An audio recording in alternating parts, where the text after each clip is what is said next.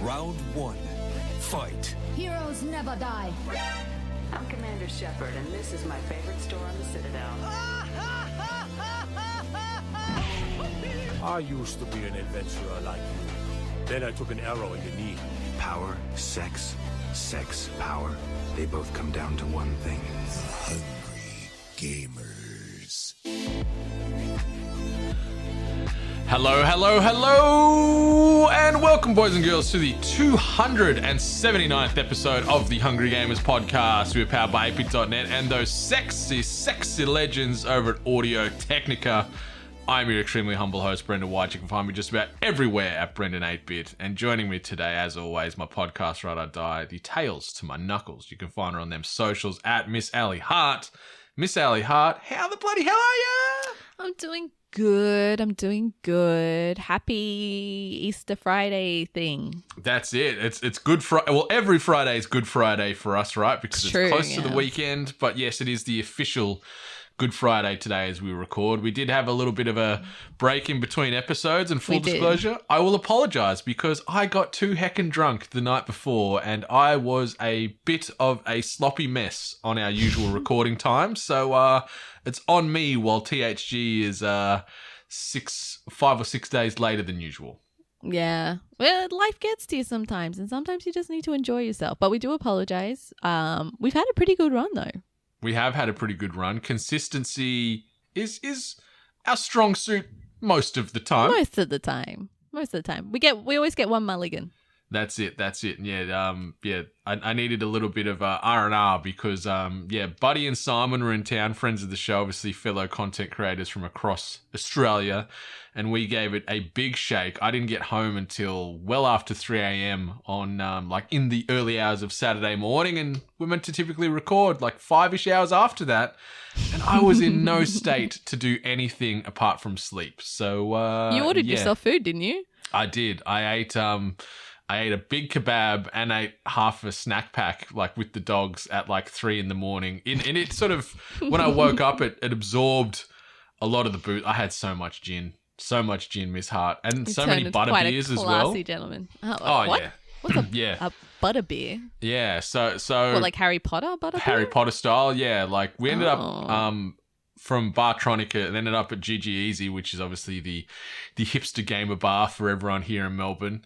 And I was on the gins, but they do butterbeer where it's they get a traditional beer, but then they mix in traditional creaming soda to it, and a few other bits and pieces. Mm-hmm. But it's tasty. It's super, super tasty. Bit of a bit vanilla-y beer, super easy to drink. So I had a couple of them as well. But yeah, it was a big night. Saw so many friendly faces there, and so many shots, and so many gins, and yeah, I was a bit sluggish Saturday, that's for sure. But we're back. We're recording sort of at the back end of the week here. Yeah, it is Good Friday, so everyone out there, hopefully you're having a safe and happy start to your long weekend, and eat all the chocolates this weekend if you can. Crunchy bunnies, if you've got a few extras and you want to send them somewhere, send them my way, because they've always been my favourites, the crunchy bunnies. Malteser bunnies. Oh, they're so good. The little bite-sized ones. Yeah, that's really, really good. Yum, yum, yum. Truth be told, I haven't bought a single Easter egg for the weekend yet, so I bought some Easter egg friendly things for the dogs yesterday at Pet Barn, but nothing for me. So you need to get yourself some chockies. Yeah, I need to do a shop, because I'm pretty low on all the essentials. So if there's one lonely egg on the shelf when I go to Coles or Woolies, I'll have to go tomorrow, because I think even Coles and Woolies is closed on Good Friday. So I have to shop tomorrow, and if I find, if it's a red tulip, I'm not buying it, because red tulip is trash. But if it's that Cadbury Crunchy, it's coming home with me. Red tulip's the one that's kind of bear with me. I don't want people to assume that I have done this, but red tulip tastes like chalk, right? It's a really chalky 100% kind of chocolate. Yeah. Not a good time. It's No. I'd probably take the generic black and gold or home brand eggs over red tulip. It's not good, You can and be it never has been. There was always this I don't know, it's probably a mixed bag now. But there was always a cheaper kind of 20 small eggs. They weren't small either. They were the size of like probably from your thumb to your pointer finger, like, Mm-hmm. but decently sized. And I remember they were the cheaper ones. They were probably the ones that your parents bought to do the Easter egg hunt and to look a little bit more impressive. And I always enjoyed them. I always thought they tasted good. And obviously later in life, I found out they were the cheaper ones, but not bad.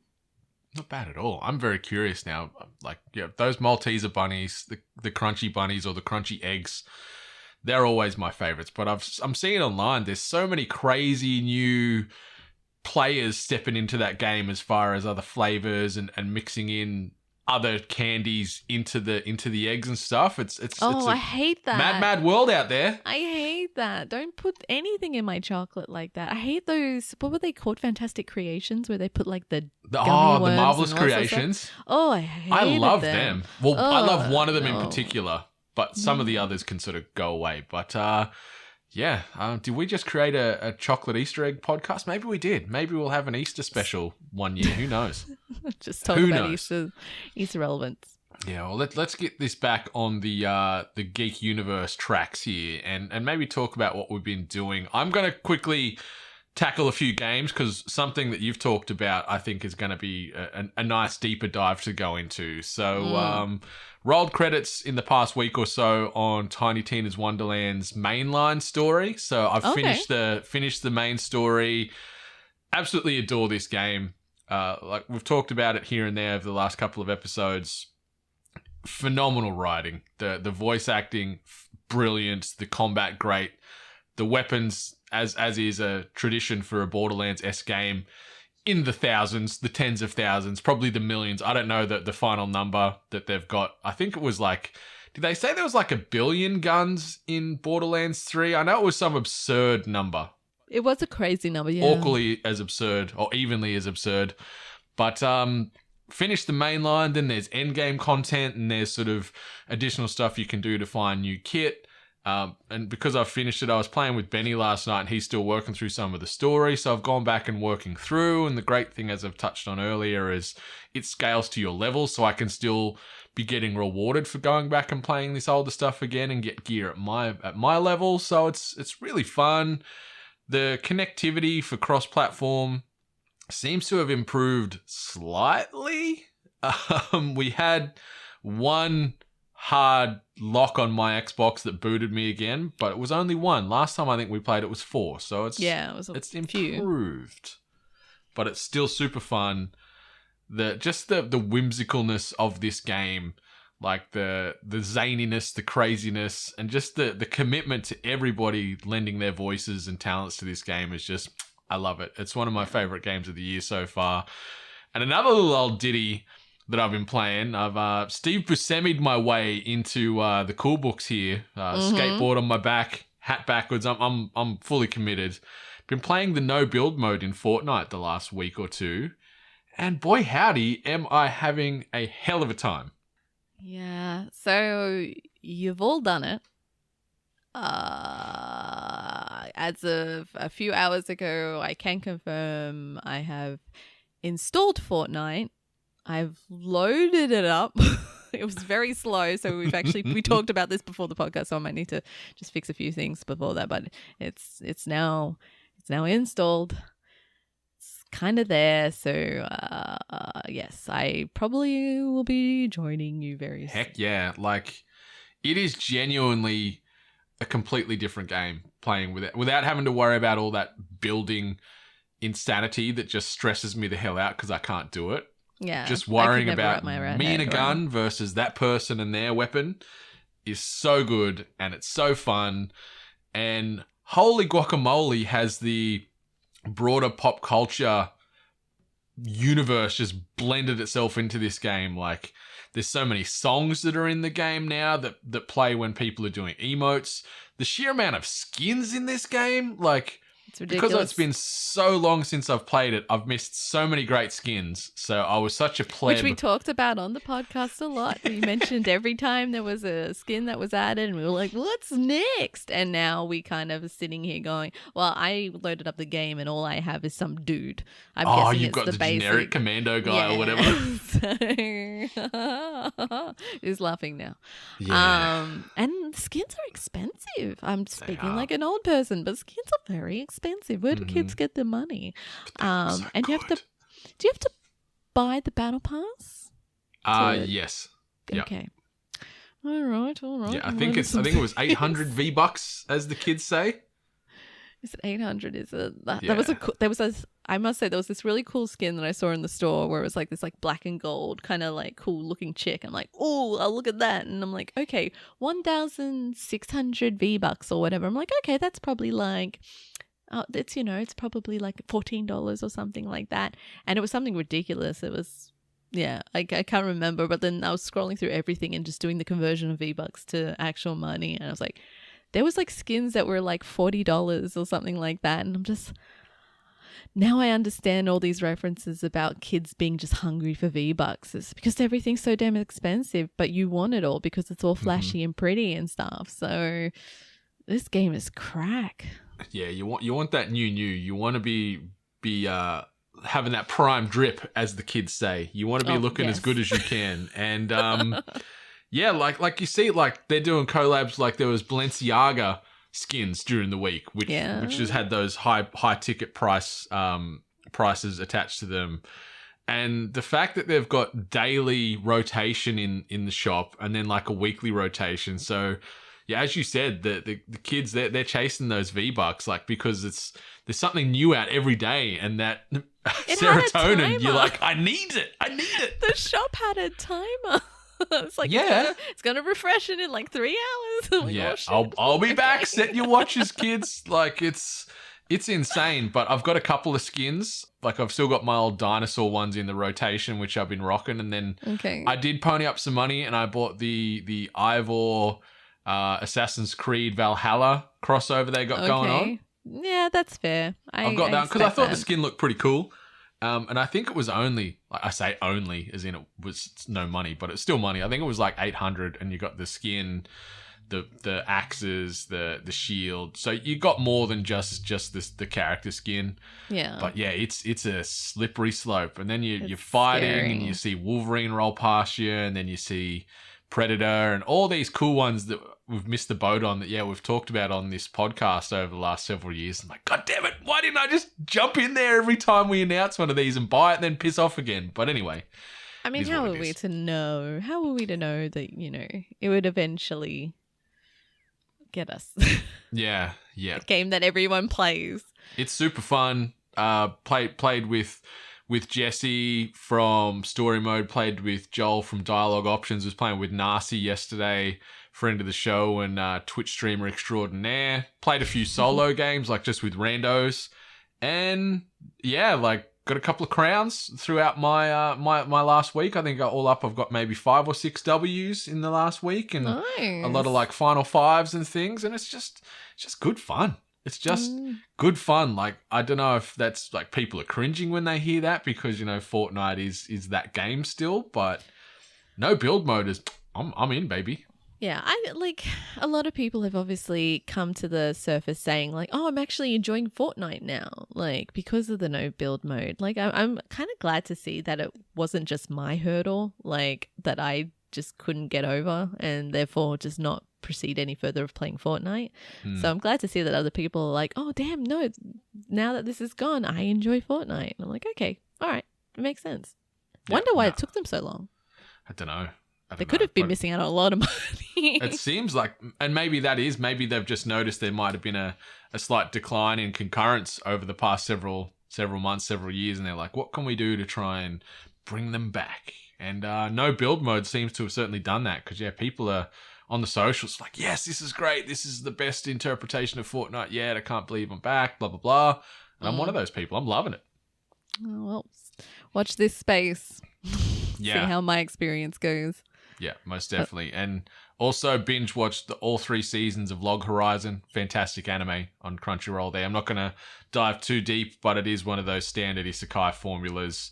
People from the real world gets transported into an MMO, but it's more of a grounded, like, what would real people do in that situation? So it's a nice point of difference in that regard, but really easy watching. Hopefully we get a 4th season because the 3rd season was shorter and I wanted more. But yeah, I enjoyed that as well. I have asked Brendan a weeboo question.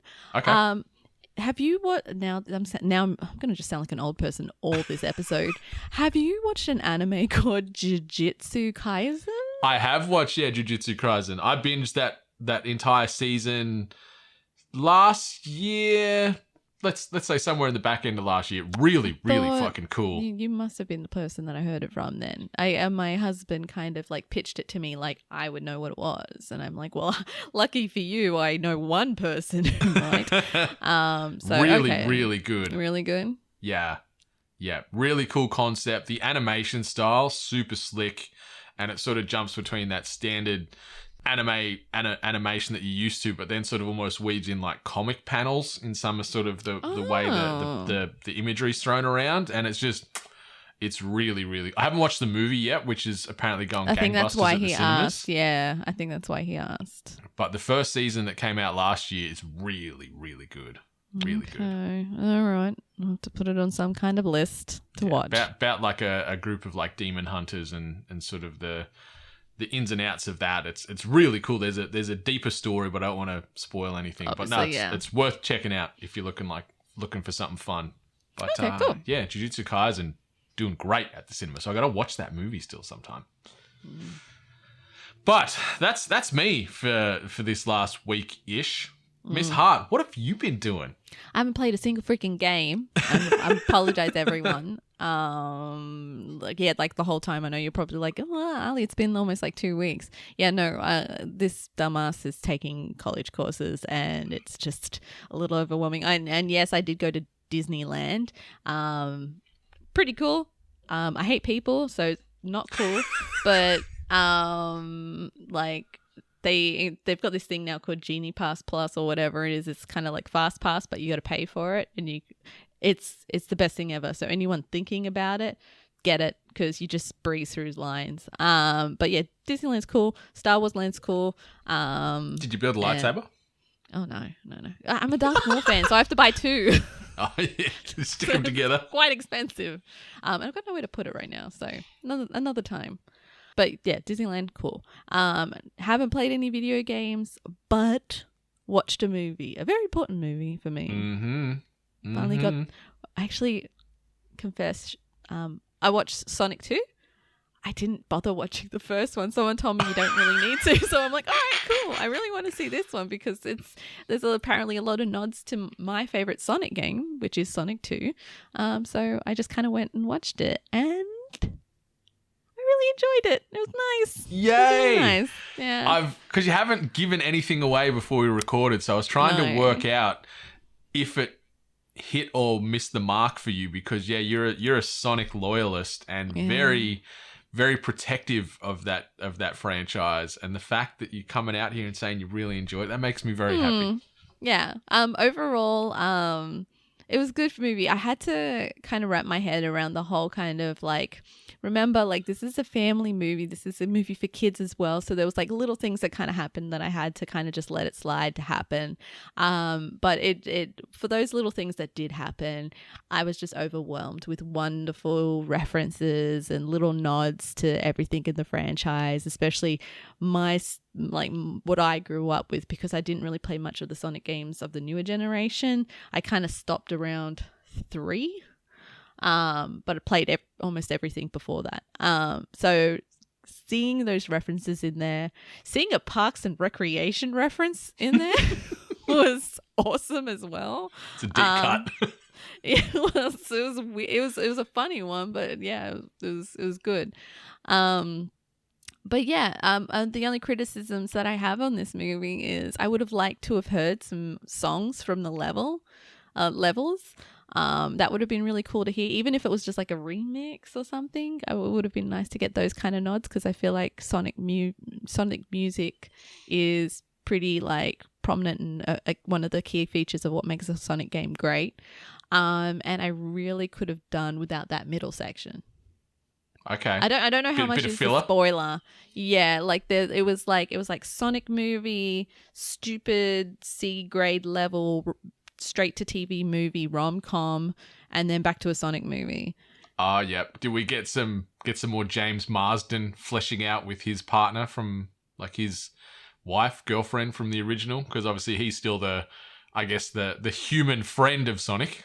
Not really him, actually. It was another character. Okay. And I was like, there was a lot of it where I'm like, oh, obviously this leads to something. Obviously this kind of leads to something. And it really didn't, like not to the way that I thought it was. So I was kind of like, that could have probably been cut out. But either way, all the actors, like live action actors in it, were great. They did a great job, obviously having to work off CGI. I think they did that really, really well. It wasn't incredibly noticeable. Jim Carrey as Dr. Robotnik, which was something that was always going to be a hard sell for me. He did great. I love what he did with it. It just works. It makes sense after experiencing it. He's, like, obviously, I haven't seen 2 yet, but in 1, he was so committed to that role. Yeah, I could only imagine that like what you probably experienced in 1, he probably also just like went for it in 2 because it was out of this world, and he just did so great with it, with, you know, taking a character that established, but not with a lot of great of backstory, but, you know, kind of making it his own, and it's a wonderful, wacky, child-friendly kind of character, bad guy. So, and Idris Elba as Knuckles, as weird as it got, like it felt like when they first announced, and probably maybe hearing it for the first few times, it started making sense as you heard it, and like coming out of Knuckles' like mouth, like hearing it, you're like, okay, I see it, this makes sense. And then obviously the character development between both Knuckles, Tails, and Sonic, it all makes sense, and it really worked well together. And yeah, it was really, really good. The levels of nostalgia that hit me really hard, like probably smiling like a little fucking kid at some of these references. Like there's just the stupid reference about him not being good with water, and just the water bubble moment. Like it was just great. It was just great. So for a Sonic fan, it was a great experience, and I was happy to have watched it. Even regardless of the cinema experience. Yeah, we'll dive into that in a second, but like it's clear, especially from the news that has sort of dropped out over this last couple of days, is Sonic 2, largest opening ever for a video game movie in the US. So that was previously held by Sonic 1 at 58, and then in second it was Detective Pikachu at 54 million, but it's done 71. Forgetting about that movie. Detective Pikachu? Yeah.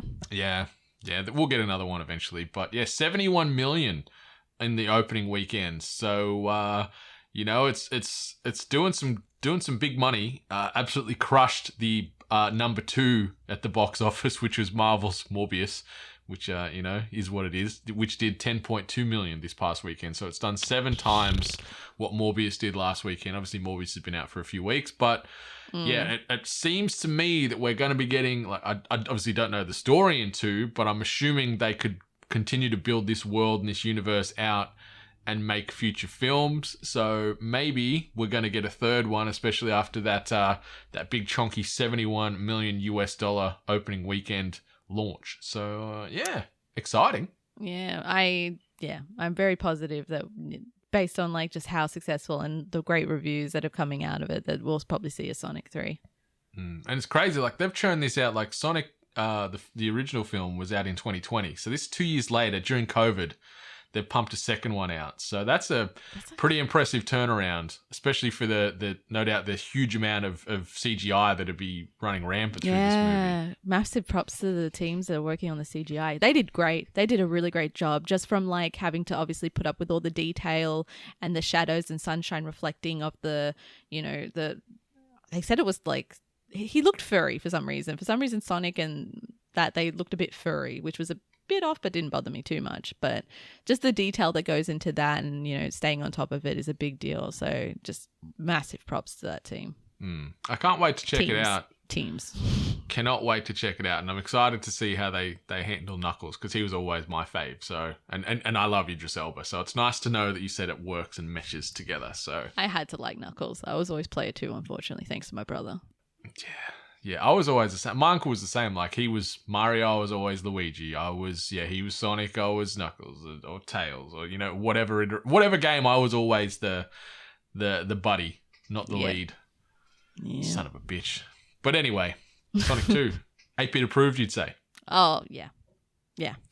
Nice. I feel like if I like the movie, then it's just a flat out already approved. But yeah, no, definitely go watch it as a video game fan and as a Sonic fan. So Nice. That is very exciting. Something else is exciting.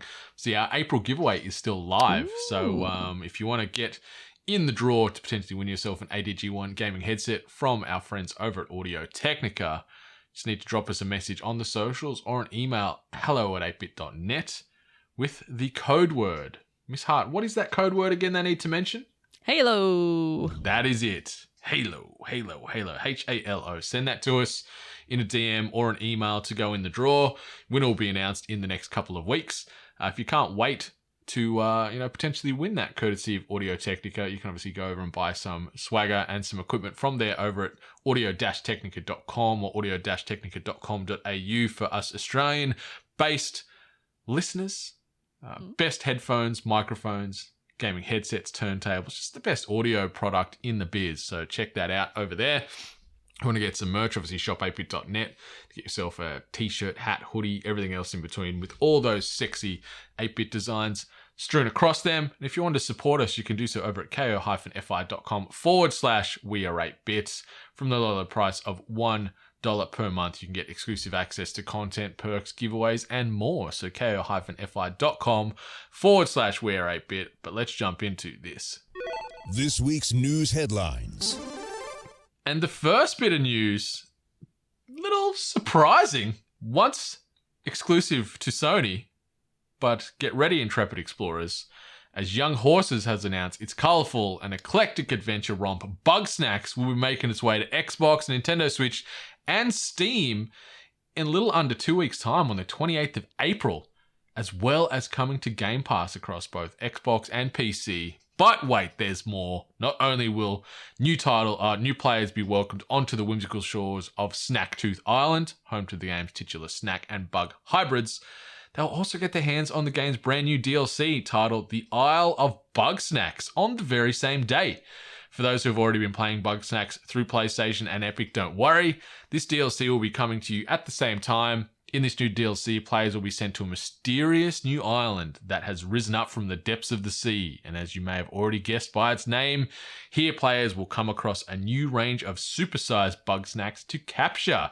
So Miss Hart, you are a resident Bugsnax aficionado here. I'm yet to play a minute of the game, but this is pretty exciting. Yeah, I can play it on Game Pass. I recommend it. It's lovely. It's such a lovely game with a lot of messages in it that are not usually expected in these kind of video games. You kind of anticipated this to be a bit of a whimsical kind of fun, la-di-da-di kind of game, but there's a lot of messages and a few little bits of this little tone setting moments where you're kind of like, oh shit, that was deep. So I recommend anyone to play it. It was lovely. I did a review, so you can check on the YouTube if you want a little bit more information about that. And I'll probably jumping back on for the new stuff because I love the game so much. So yeah, it's something that I always paid attention to, and you spoke very highly of when it dropped, and I just never got around to it. I think I actually bought it on PlayStation, just haven't played it. So there you go. But I'm gonna be playing it in the coming weeks or months. I don't know if I'll jump in day one on the 28th of April, but it's exciting. I think it's a perfect game for the Switch too, by the way. I think so too. I think it would work definitely for the Switch. The game is so bright and colorful though. I would think that you would want to play it still in docked mode and just see it on the bigger screen. But yeah, either way, it's both. It's fine. Yeah, and now Game Pass, PC and Xbox. So depending on if you're a PC player or console player, you can get it on Game Pass there. So that's exciting. So yeah, Young Horses spreading their wings, if they're maybe Pegasi, I guess. Pegasus, yeah. But yeah, coming out 28th of April on some extra platforms and DLC on that same day for those PlayStation users, as well as all those new platforms we mentioned as well. In a different tone of news, The Witcher 3's long-awaited PlayStation 5 and Xbox Series X/S version has been delayed indefinitely following CD Projekt Red's decision to move its development in-house. An enhanced version of Witcher 3 Wild Hunt, which would include the base game and its various expansions, was initially announced in September 2020, with CD Projekt promising to deliver the likes of ray tracing and faster load times. All this would be made available as both a standalone version and as a free upgrade to those who've already owned the game on PC, PlayStation 4, Xbox One, and PC. It was a generous offer, but very little has been heard of the project since. Previously, the project was developed by Saber Interactive, which had previously handled the acclaimed Witcher 3 Switch port. But a quote that came out goes as follows: "We have decided to have our in-house development team conduct the remaining work on the next-gen version of The Witcher 3 Wild Hunt," CD Projekt Red wrote in a statement posted on Twitter earlier this week. And then the final piece of the quote reads, "We are currently evaluating the scope of work to be done and thus have to postpone the Q2 2022 release until further notice." So this game was meant to be coming out between now and, June ish. But now it's up in the air. So CDPR doing CDPR things, delaying things indefinitely, missing deadlines, so on and so forth. We're not unfamiliar with these practices and situations that happen over there at CDPR. But it's a shame because this game would be looking very, very sexy with the next-gen upgrades. But it still looks really good in its current slate. If anyone hasn't played The Witcher 3 yet, you're still going to have a hell of a time, and you get the free upgrade when this comes eventually. But that's good too. Yeah, bit disheartening. Yeah, and it's just not looking good for CD Projekt Red. They're just like a lot of promises that are just like absolutely hollowed out and with absolutely no intention. Obviously, we don't know how the studio works and how things of the universe can interfere and mess things up, but CD Projekt Red has just been having a rough so many years. I was trying to pull a number out of my head, but it just starts to collect. But like you said, like The Witcher 3 just looks good as is now. So yeah. They tried to, I think, add a little bit of positive off the back end of this as well, because CDPR president Adam Kaczynski. Sorry, Adam. One of the two. I'm butchering it either way. But they had an earnings call this past week as well, and they've offered a window into the ongoing development and expansion of Cyberpunk 2077, which CDPR has obviously pledged to continue supporting as well. But they've also said on said earnings call that the first expansion, that DLC that they've been talking about for a couple of years now, is not going to be released until 2023. So, what is going on? We're getting no real new content or Witcher 3 Evergreen next-gen upgrade in 2022. It feels like this year's just going to be a holding pattern for CDPR and their upcoming releases and enhancements. Yeah, it's just rough. You want to like studio do well, but then at the same time, there's obviously been some shitty stuff that kind of got brought to fruition for CD Projekt Red. So, yeah, yeah, it's a hell of a time over there. Like, you hate to see these studios do poorly, but when it's off their own demise, you get you get what you get. You don't get what upset, you get. right? Yeah, exactly.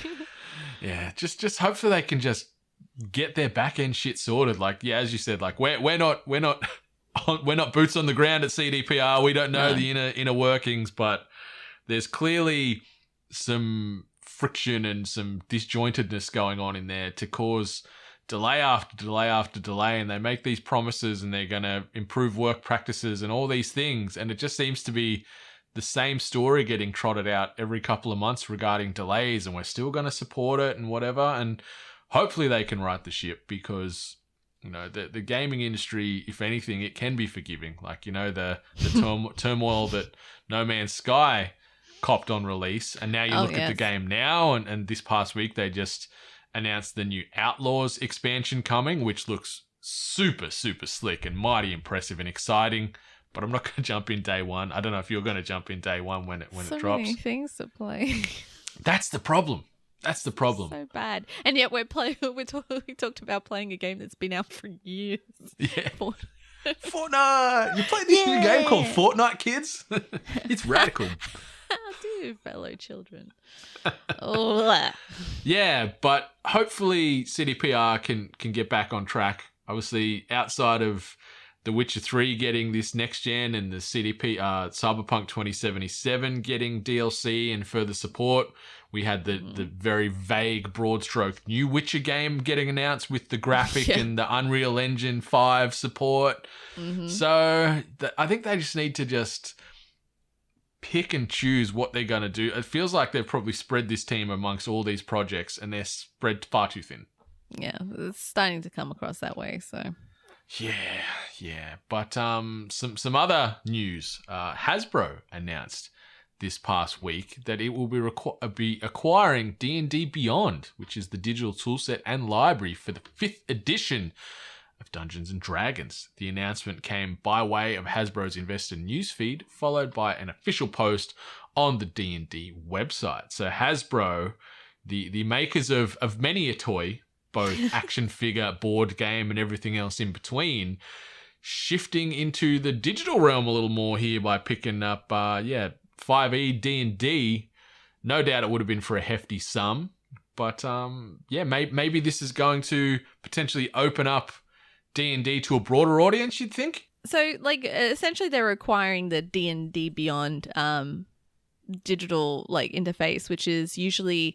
how a lot of people digitally acquire the books of the D&D books and guides and such, as well as being a pretty popular now character chart that you can use digitally and adjust your stats and work off that. So it's a pretty prominent tool. So for anyone playing D&D now, and if you're not a pen and paper person, chances are you've moved to the digital set. So the fact that Dungeons and Dragons and D&D Beyond now are essentially one kind of makes sense. To be honest, I always thought they were.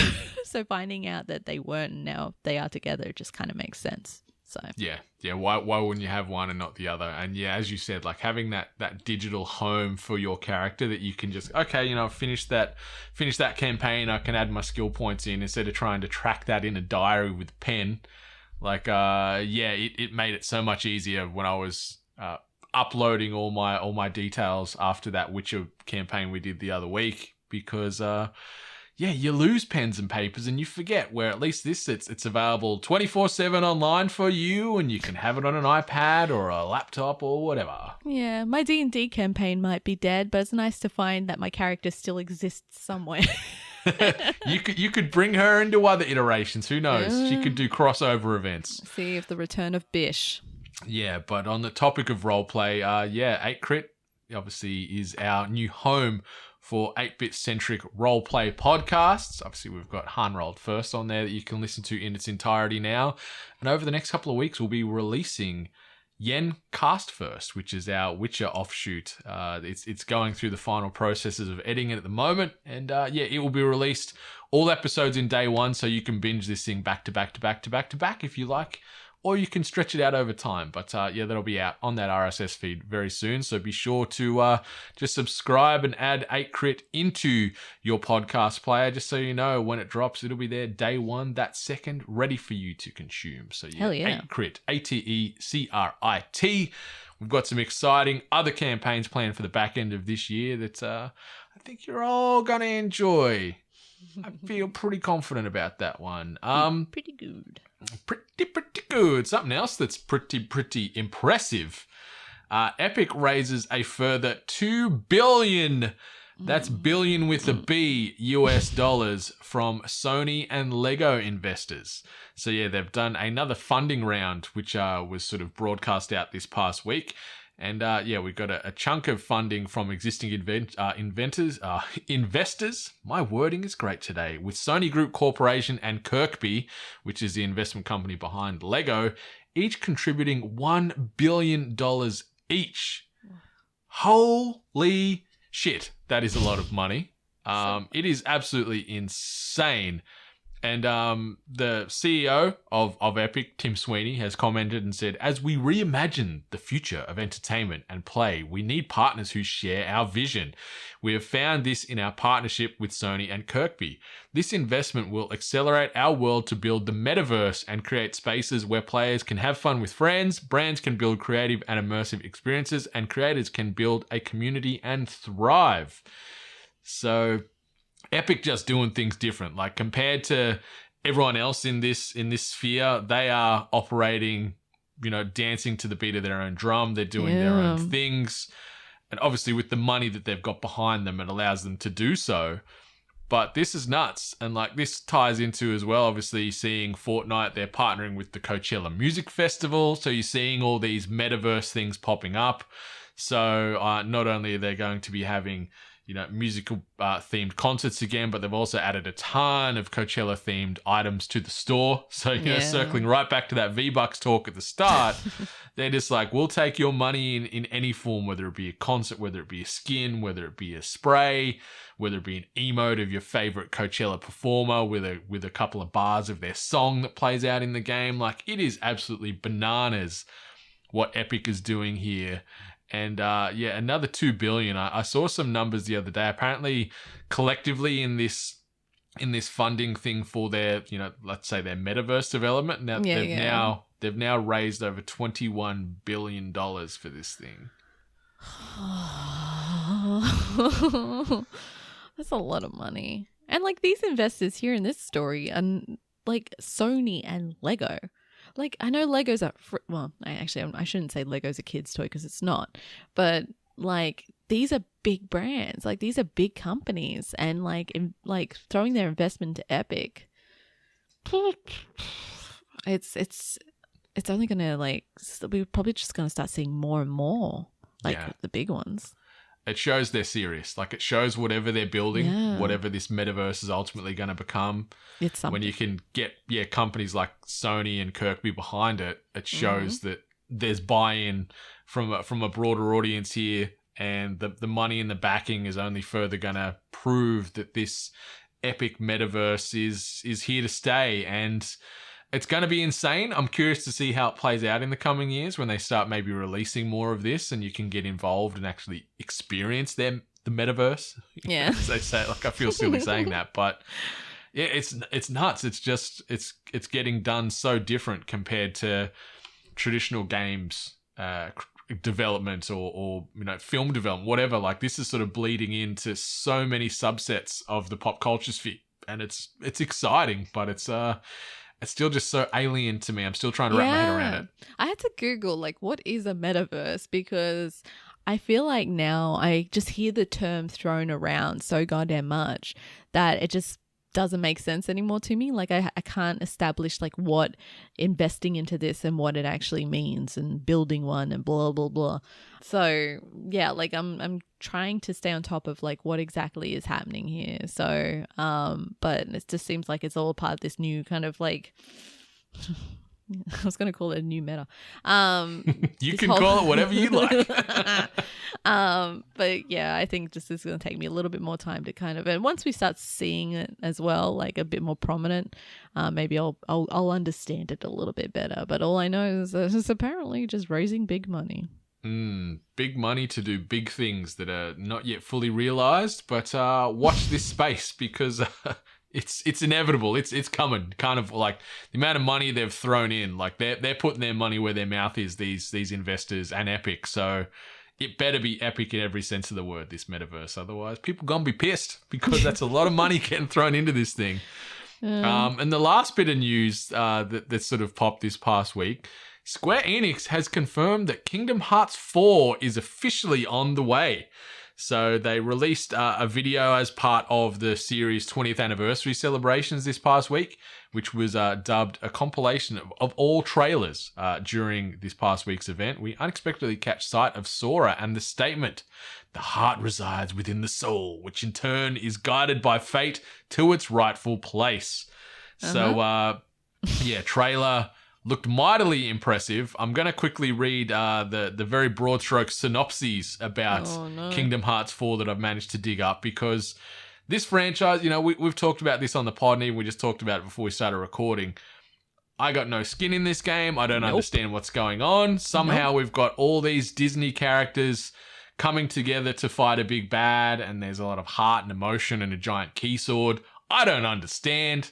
But let's see if this synopsis adds further insight to it. So Sora makes a triumphant return with an updated look at the beginning of an epic new storyline titled The Lost Master Arc, Square Enix explains. Beginning with Sora facing off in a boss battle against a giant enemy, players are introduced to the Quadratum, a large, expansive city set in a gorgeous, realistic world unlike anything ever seen before in the Kingdom Hearts series. Fans will be excited to see the return of Sora's well-known companions, in addition to the first appearance of Strelitzia, a mysterious new character who appears before Sora in this strange new setting. So that's the end of the sort of the press release that accompanied this trailer. There's not even a whiff of a release date just yet, nor an indication of what platforms Kingdom Hearts 4 is heading to, but development does seem advanced enough to give us not just cinematics, but a glimpse of gameplay above the streets of a modern cityscape.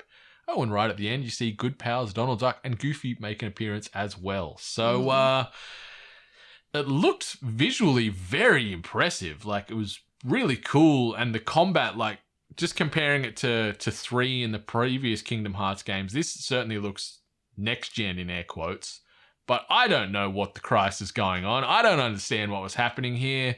Sora and his big key sword fighting this big black evil spirit monster. I'm completely ruining this for Kingdom Hearts fans, so I'm sorry, listeners, but I don't know what's going on, but the world got very excited. There was many a jaw drop and a fist pump. Yeah. But, Kingdom Hearts 4 is on the way, Miss Hart. You keen? I have no idea what this is about. I actually watched a few videos just to see if I could get an idea, and I think I know less now. You said it looked good. Did you? Comparative to the previous ones, I think it does. I mean, give it a break. The previous ones, hang on, no, they did release that recent one with like the Pirates of the Caribbean. And the really weird sound, I remember when they released the trailer, the sound levels were just a mess for the release for that one. But like they tried to do this like almost like real world kind of CG. But then there were moments where it's like, I'm like, oh, damn, this looks real world. Like I can see what they're doing. And then something looked like cartoony. And I understand that that is like kind of the mix of this game, where it's like cartoon mixed with, I don't know, anime. But yeah, it seemed really off to me. It seemed like really like didn't weird. excite you, didn't move the needle. Oh gosh, no. The only thing that like, I always got happy about was always just seeing Goofy, because I adore Goofy. He's one of the best, isn't he? He is. Considering like, he seems to always get the rough end of the stick, but has a good movie, Goofy movie. That is one of the GOATs. One of those universally loved animated films from the 90s. Which insinuates that Goofy fucks. Oh, they all do. Well, Even like Scrooge McDuck did, because he's got some nephews. So that's true. You know what? But you know what? Money gets you anything. So do we ever see Huey, Dewey, and Louie's mum? Do we ever meet them? Do we? I don't recall. I don't know. Do we? Sorry, that was just stupid. Yeah, no, I don't know. Sorry, I didn't mean to turn this whole news story into which Disney characters screw, but that's what we do around here. It makes we take the highbrow and throw it in the lowbrow. Let us know if you want us to deep dive on. Who would be the best lover from the Disney cast? Who would you like to sleep with, listeners? Let us know. Save that. Oh no, Valentine's already passed. But Kingdom Hearts 4, I'm happy for those who have been waiting. They're very scary fans, so try not to rub them the wrong way. And hopefully it's good. You guys get it soon, and it's everything you hoped it would be and more. Yeah, I've bought a few of the Kingdom Hearts games on the PlayStation over the years. Which one? Remix 4.216? Oh, it's absolutely bananas. Yes. I know whatever the latest one is, I'm pretty sure it's still in the plastic in my my like games cupboard in the lounge room, and that's no shot to the game. It's just that franchise, it feels like a lot to jump into, and that's what scares me. Like, I don't want to jump into the newest one and go, oh, sorry, didn't play the other 55 iterations and watch 25 hours of lore to understand. Like, so that's why I'm just scared. I'm like, I want to go in and enjoy it and understand, but I feel like I won't. So I just don't. Oh, and by the way, everyone, I'm making fun of the names because of the torture of working in a video game store and having to alphabetize the damn games, all right? So you try and tell me where you put Kingdom Hearts 2 and Kingdom Hearts 2 mix sandwich Sanger 3.5 420. Love a good Sanger. I feel like a chip Sanger, like a hot chip Sanger. I haven't had one of those in so long. Americans don't do chips right. Like, they do fries, which is okay, but they don't do those, like, takeaway shop chippies. Yeah, the big thick boys. Yeah. Yeah. The That's battered a shame. sab. Yum, yum, yum. Sadly, can't eat a battered. Oh, well, actually, do we know what's in a battered sav? Maybe I can eat a battered sav on Good Friday. Oh, right. I forgot about that. I'm like, why are you Mystery questioning meat. that? Out of all the things you eat, why are you questioning the battered sav? Yeah. Leave it alone. Yeah, it's because my mum will get angry at me if I eat meat on Good Friday. But anyway, if you don't want to wait for the next decade until Kingdom Hearts 4 comes out, this is what's dropping this week. New releases and events. As far as TV coming up, we're going to have the 5th episode of the Halo television series there on Paramount Plus. It's I'm still watching. I'm Okay. still invested. I watched the 4th episode yesterday, and there's I like the Master Chief main story in that plot, but there's this other story regarding this sort of daughter of the rebel leader, Juan, who I could not give two shits about. It is just like, throw it in the bin, get that crap out of here. She's not a good actress. And Bokeem Woodbine, of many sort of bit part roles, playing a former Spartan in Halo, he's also crappy in this show. Just get them out of it altogether. Please go away. Just focus more on the Halo-centric stuff. But it's still fine. Like, it's not going to win any awards, but I'm not regretting the 50-ish minutes I invest into it every week. I heard we got to see some master cheeks. You see so much ass. Nice. So much ass. Like, I'm not sad about that. Like, I'm not saying, oh, boo-hoo, but like, there's so many butts. Too many bums. Too many butts. I think I've seen maybe 4 different people's asses in this show now. So you're getting maybe a new ass every episode. So it's fine. Is what it is. No frontal nudity though. No frontal genitalia, no breasts. It's just butts. Lots of butts. No, continue. Also, we're going to have the 4th episode of Moon Knight dropping this week. It's building. The 3rd episode was good. I haven't even bothered with Moon Knight. That got so crapped on within some of my circles that I'm like, you know what? Then I won't waste time. I won't watch it. I like it. I enjoy the focus on Egyptian mythology and everything like that. It's a bit different to the most recent releases from Disney in a Marvel perspective. So we got that. As far as movies that are out either as of today or this coming week, The Lost City is out. I've also got Everything Everywhere All at Once, which I think I'm going to go watch today. It might be an idea. That it looks good. Everyone says it's amazing. I want to watch it. Yeah, me too. A couple other big ones coming out this coming week. The Unbearable Weight of Massive Talent, which is also getting really good reviews. Yes. The Dream Machine, Nicolas Cage is, based on what I read, it's just like a movie making fun of Nicolas Cage. It's Nicolas Cage making fun of Nicolas Caginess. And that just sounds outright adorable. With, what's his name? Pedro Pascal. Yeah. Don't know why I was going to make a other reference, but yeah, and apparently it's amazing, and everyone says it's quite delightful, and it's just a fun ride kind of thing. And I'm like, of course it is. It's Nicolas Cage, so obviously I will be watching this one.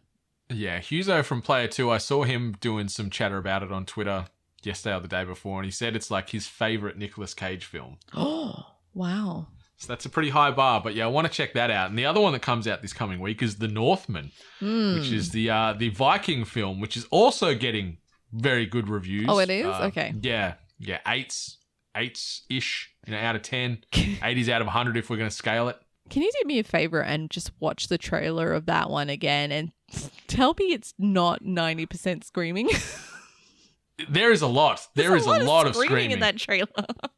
Yeah, a lot of bloodlust and a lot of heartbreak because that's just what happens amongst the Northmen apparently. But yeah, I'm going to peek that as well. As far as games coming out this week, all that have just dropped from yesterday, I mentioned that because it's a pretty lean week for upcomings. But ones that have dropped this past week are Cat Cafe Manager on Switch and PC is out now.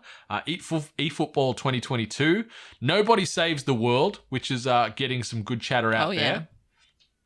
So that one's out as well. Road 96. Star Wars The Force Unleashed making its way to the Switch after all these years. And then the last one that's coming out in this either just released or upcoming week of release, Teardown is coming out as well. So only 6 titles, but there's a very diverse offering there. Yeah, and if none of those games, make you happy, we've obviously recommended a few that we'll be playing. And there's also a great bunch of movies that are coming out too, so you can put your time over there. So many things to do. But I'm just going to quickly jump over to here. Tweet of the week. And grab a tweet. This came out this past week from Screen Queensland. So that's at @screen_Queensland. And they've said the following. The local games sector will receive another major boost with the launch of our new Game Grants program, providing up to $90,000 in funding. You can read the full press release and more information on that via at gameshub.com. So that's GamesHub and then it's DOTCOM. But some of the quick bullet points on that, as far as what Screen Queensland are providing, is 20, 50 or 90K in matched funding.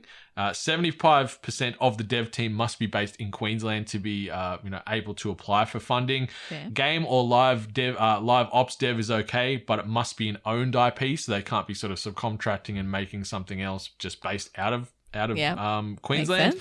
Marketing costs are claimable, and the first round of applications are due by the 8th of May. So any budding game developers out there in Queensland, head on over to screenqueensland.com.au to find further details, and you can hopefully get some cash to help elevate that game you got in development. That's awesome. I'm always happy to hear when state governments are out there pushing game development and recognizing what a positive impact it has. We've seen great success of Australian-made games. Unpacking winning a BAFTA, as well as The Artful Escape also winning a BAFTA as well. So, there's awards and accolades to be made, and Australian representation out there in the gaming space. So why not fund it and, be at the forefront? It's huge, huh? Like seeing Witchbeam, who obviously did Unpacking, took out Narrative and EE Game of the Year, and then Beethoven and Dinosaur receiving the Artistic Achievement Award. It's awesome to see these little studios punching well above their weight yet again and winning awards on a global scale. So, hopefully things like what Screen Queensland are doing with these grants will hopefully continue to see further success down the line at, globally renowned award ceremonies. So, it's super cool. And, as we said, anyone in Queensland that's making a game, now's the time to hopefully get a little support and helping get that game out there to the masses. So check that out. But Miss Hart, that brings us to the end of THG 279. Anything else you want to say before we close down the studio for another week? Yeah, learn some freaking manners if you go to the movies. That's going to be how I'm going to end this, because I've had 2 shitty experiences and I honestly cannot fathom how people can function. So be considerate of others, whether you're watching a movie or just being out and amongst people in general. Just be aware, all right? Just, think of others around you, because it's just shitty interrupting and spoiling someone else's day. 100%. It sucks. And the people that do it, fuck you. You're not the only one in the cinema. And even if you were, just shut up and appreciate what is getting broadcast through the screen to you, because, it's impacting everyone else's experience with that movie. And if you can't get fully comfortable and engrossed and immersed, it's not a good time. So just shut your peephole and enjoy what's coming at you from that screen. Exactly. And turn your damn phones off. Yes. Don't even show the fucking screen. It's a light. We see it in the darkness, you dumbasses. All right, there we go. We see it in the darkness, you dumbasses. All right, 8-Bit Nation. let those words be a warning to you. Otherwise, we're going to come at you because you are. it's not a good time. Don't ruin our cinema experiences. But until next time, 8-Bit Nation, we'll catch ya. But much love. And stay hungry. You've been listening to The Hungry Gamers, one of many gaming and geek culture related podcasts from the 8-Bit Collective over on 8bit.net. Check out more episodes on your podcast service of choice. And while you're there, please be sure to rate and subscribe. Until next time, boys and girls, stay hungry.